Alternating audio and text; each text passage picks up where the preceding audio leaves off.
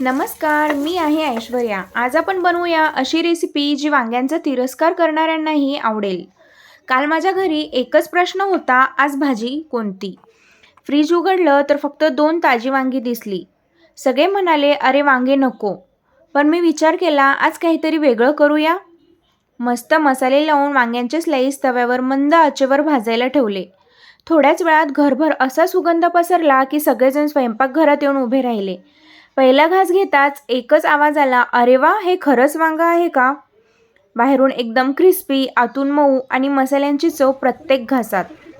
चला आता रेसिपी पाहूया. मी वांगं छान कट करून घेतले आणि एका मिक्सरच्या भांड्यामध्ये भिजवलेल्या सुक्या लाल मिरच्या, शेंगदाणे, तीळ, धने, लसूण आणि जिरे याचं छान वाटण बनवून घेतलं आणि हे वाटण आपल्याला वांग्याला दोन्ही साईडनी लावायचे आणि तव्यावरती छान क्रिस्पी होईपर्यंत हे वांगं आपल्याला फ्राय करून घ्यायचे.